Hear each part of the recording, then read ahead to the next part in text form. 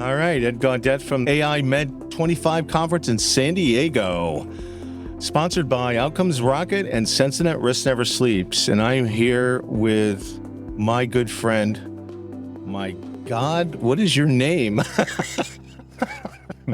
We were running to get this one. Lior? Lior. All right. Eshel from Test Dynamics. Yes, you're right. All right. Now you're from Amsterdam? No, I'm originally from Israel. Israel. Oh, Yeah. okay. Yeah.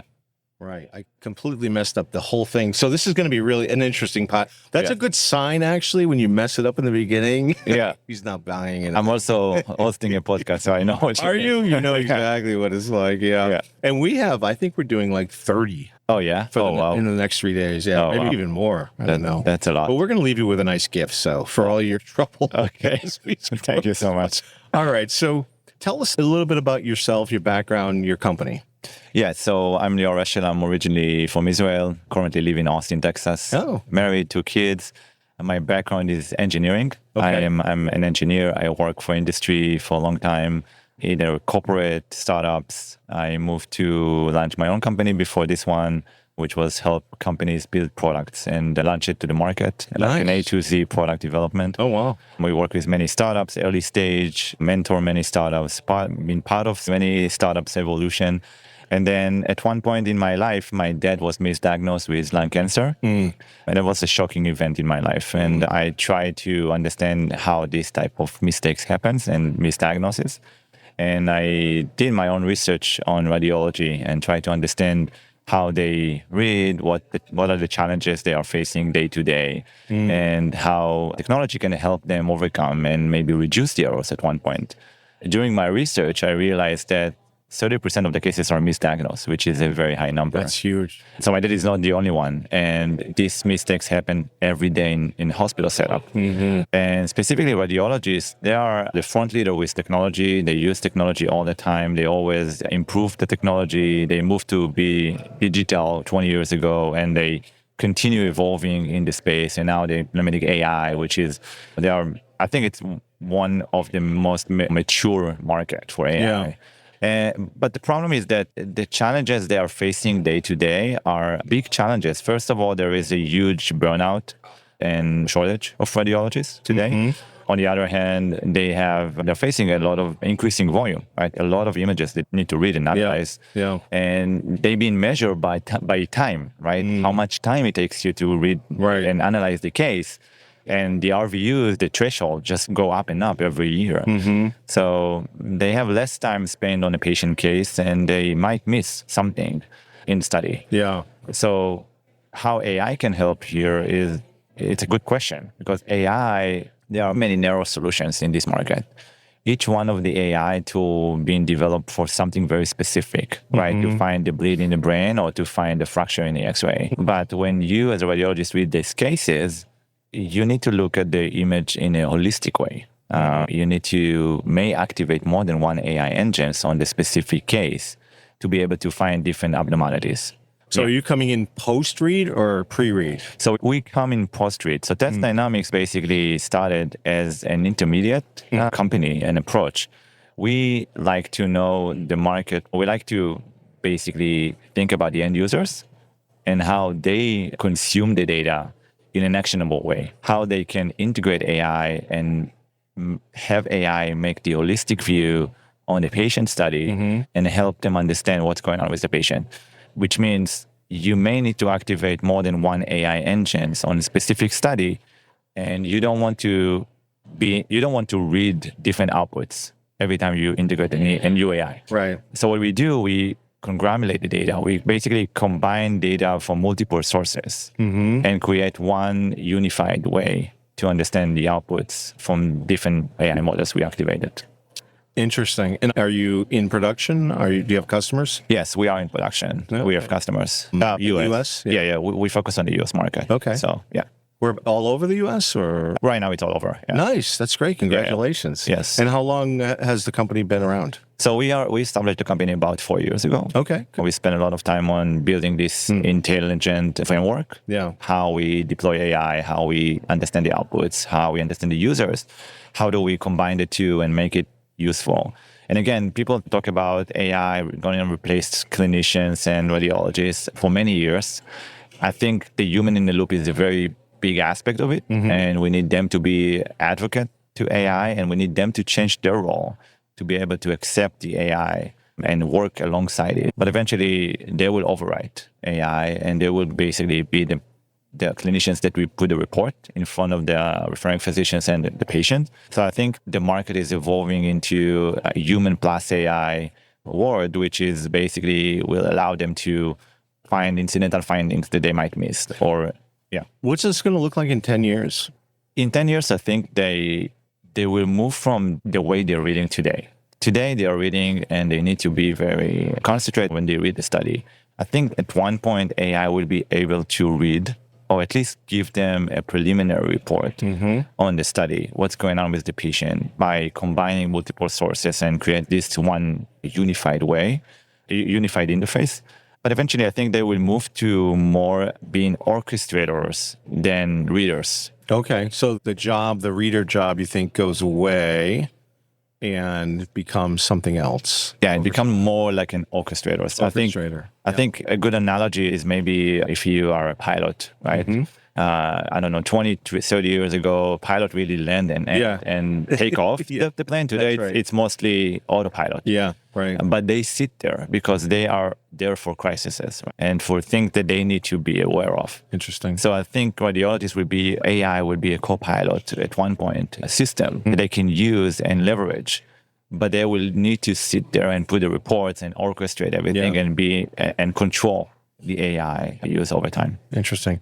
And are you the founder? Yes, I'm the founder. How did you come up with the idea? So I during my research back then, I talked to many radiologists, many physicians, and I tried to understand their challenges. And then I realized that there is a fascinating market on the other side, which is AI companies that are just forming every day. And I realized that this market will grow exponentially over time, and you will see more and more companies getting clearance by FDA. Today, over 1,200 AI applications only in imaging, which is only imaging. Only imaging, which is a huge number. And if they just keep regulating them, maybe tomorrow it will be 1,400. I don't know, right? Yeah, or 5,000. It just keep growing. Yeah. So I analyzed the market and I realized that this will continue growing, right?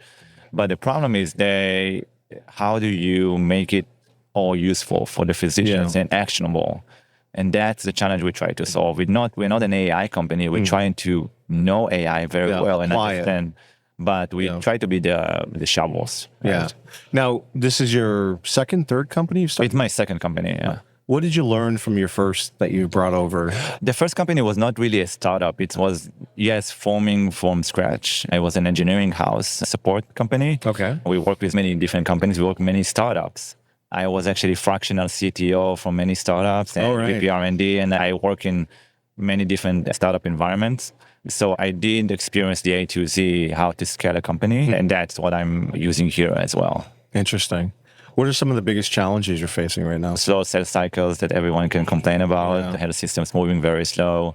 There are new positions in health systems today, like the chief AI officers or the AI committees, which formalizing over time. Right. So that's a challenge. The other challenge might be discussions with IT leaders and the CIOs and the CMIOs. I think eventually when you have something like what we are offering, it will provide you a piece of quiet time that you can understand or use one single framework to deploy AI. Yeah. So even on the business model, it's something very interesting and it's just a one line in your budget.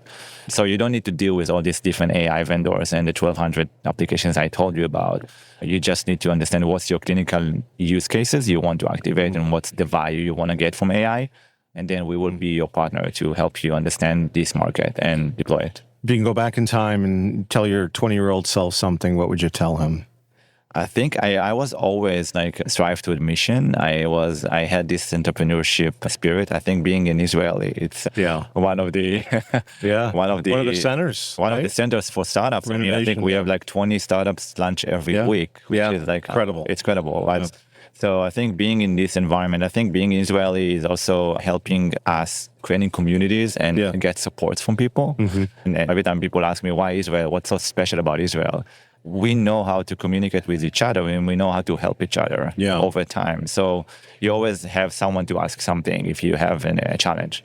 So that's something about us being Israelis. But I think even when I was an employee for corporate companies, I always like to develop and innovate and launch something new. Yeah. Even when I worked for Motorola, and it was like a really hard, to move this ship. But I managed to build an innovation team, and I managed to do something as a young engineer. So I do see these capabilities now forming with this company. And I think we are creating a new category in medical imaging, which is the amalgamation of the data. The orchestrator. The orchestrator. Not just the orchestrator, but also the conglomeration of the data. You understand outputs and create something that is more useful eventually for radiologists. Interesting. If you could go back in your life and change one decision you made, what would it be? Oh, wow. That's a good question. Yeah. I just made it up. I don't think I've ever asked that question. I don't know. In the past, before I went to engineering school, I was also a singer. I used to play piano. What? So I had this... Billy Joel? I questioned or Elton John? No, Elton John. But, Elton John? Yeah. Oh. But I questioned myself if I need to be a singer or an artist or an engineer.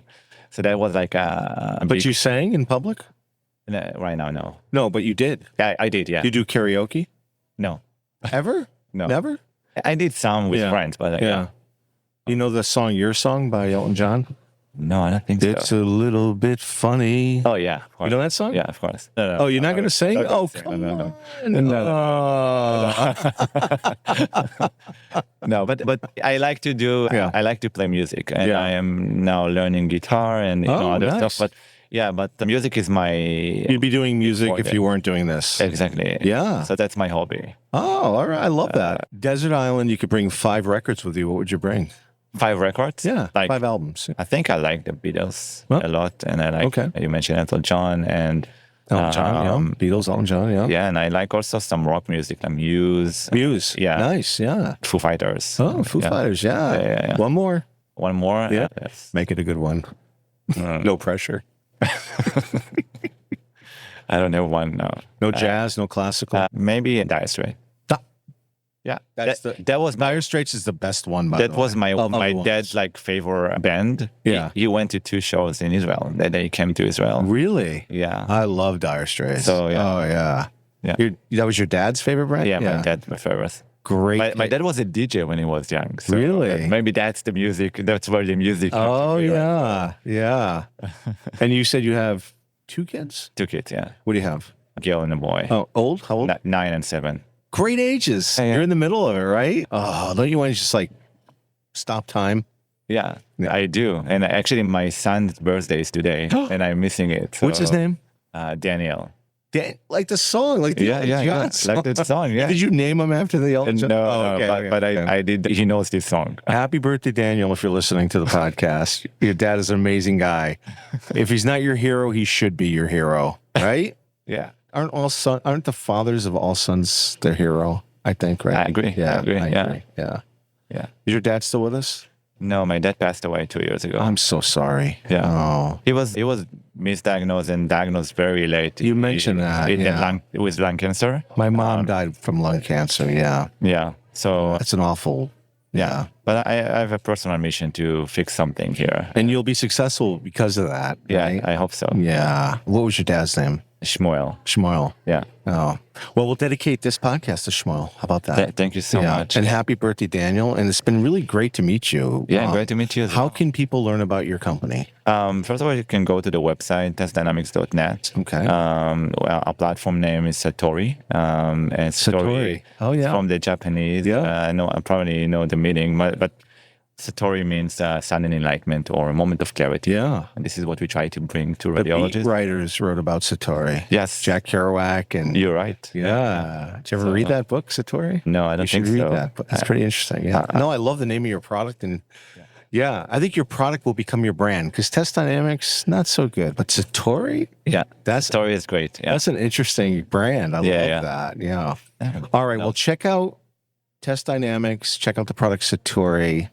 Any last comments for guests? I mean, you're interesting. I could spend all day with you. No, I think I really enjoy here being in AI Med. Yeah. It's been a great show, hasn't it? It's my second time here. What was last year like? Last year was good. I mean, we also As big as this year? it was, yeah, Really? the same size. Yeah. This year, so last year I did one session with a radiologist. Yeah. We actually showcase a few use cases in the show. Nice. And this year I'm moderating 2 panels and another one. I'm Congrats. participating in another one. So yeah, so it's great that they are bringing the AI and medical imaging sector to this conference. And I really like Dr. Chang, which is an amazing guy. Dr. Chang is an amazing, amazing person, amazing man. Yeah. Right? All he does for the community and the industry. And Amazing, yeah. this is I think it's probably the best AI conference. Yeah. Great content, right? Mm-hmm. Not a lot of glitz, right? You have some vendors here, which is good. Yeah. But you don't have it doesn't feel like a sales pitch, right? It feels like you're learning, always learning every minute of this conference. Yeah. And people are very nice. And also Very nice. Dr. Chang is a true giver. He's giving a lot to the community. He is, absolutely. He's so generous with everything. All right. Well, we're going to wrap it up. Lior, thank you very much for your time. You've been a great guest, and I wish you the best of luck. So. Thank you so much. All right. Thank you.